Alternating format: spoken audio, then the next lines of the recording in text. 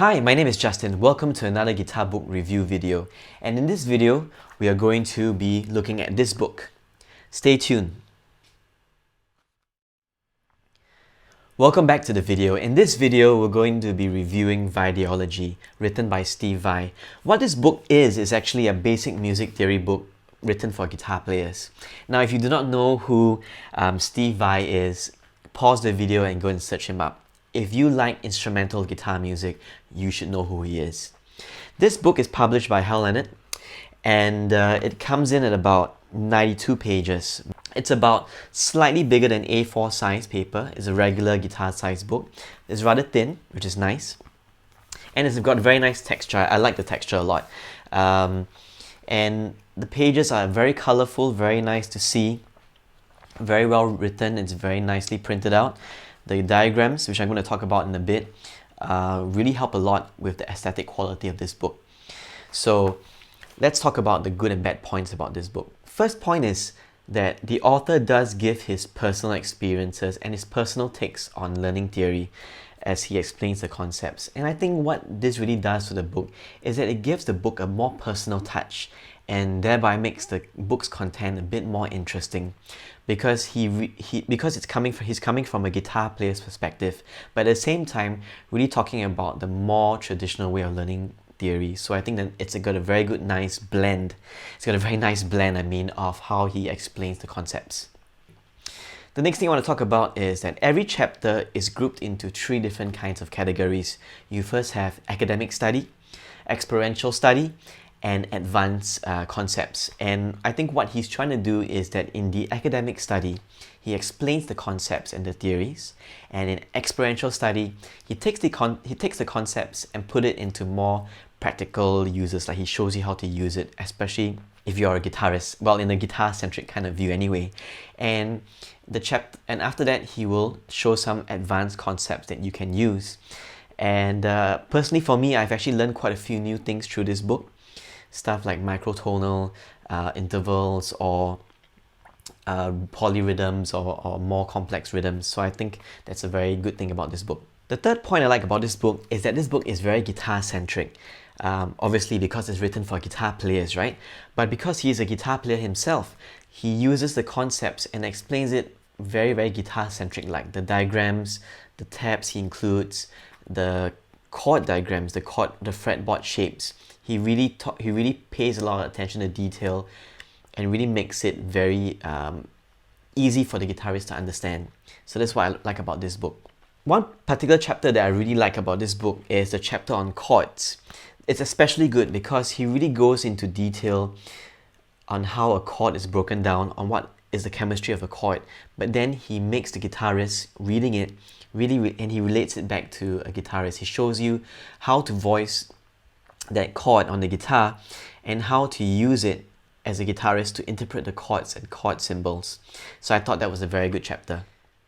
So let's talk about some of the bad points about this book. The first being that there is no audio included. Now these days it's given that any new book in the market always comes with audio, whether available online or as a CD. And who knows, maybe later prints might have it or they might include it as an extra, but for the time being there is no audio included.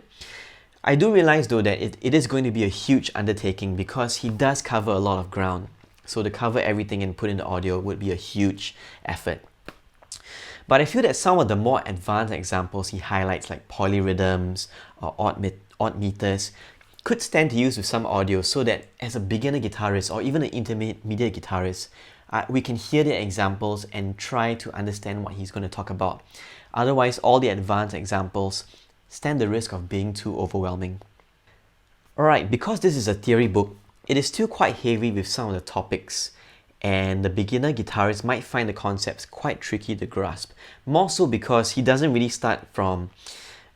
The chapters don't go up in a progression like this. You don't start from very simple and then you slowly make your way up. Every topic or every chapter he talks about, he does start with the basics, but with that particular concept like rhythm reading, for example, he really starts from very simple and then he includes the very advanced stuff all in one chapter.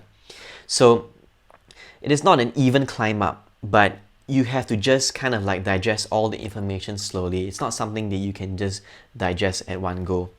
So it's not a book for fast learning despite the size of it. So one of the things that I didn't like about the book was in this book, in certain sections, he talks about something specific like learning scales or playing scales or ear training. And all he does is just write 2 paragraphs.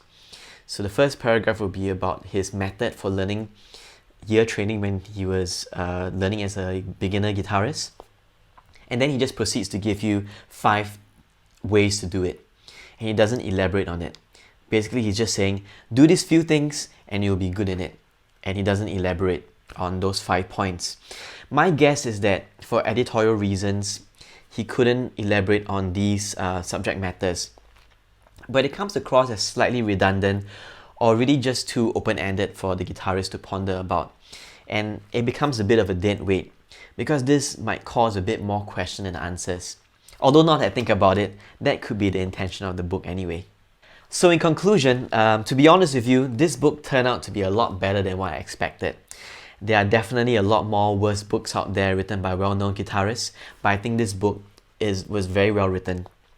Firstly, it looks very good. I'm a sucker for nice looking guitar books, and the interior design is really interesting. And I think it really helps, the design of it, the aesthetics of it really helps one to pay more attention to the book.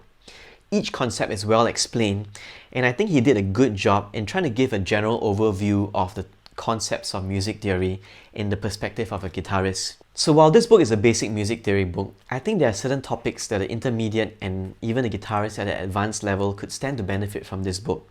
However, if you have a foundation in music theory, then this book won't really do you very good, because this book is really written for the guitarist who has no knowledge of music theory and would like to get his feet wet. The author himself explains that this book is far from being comprehensive, but it should be enough to chew on for a while, in his words. So let me give a rating for this book. I would give this book about an 8.5 over 10. I highly recommend this book if you are just starting out learning music theory, and it's always nice to have a good looking book in your library anyway. Thanks for watching this video. If you enjoyed this video, do like the video, do share it, and do subscribe to my channel for more guitar book review videos. See you around.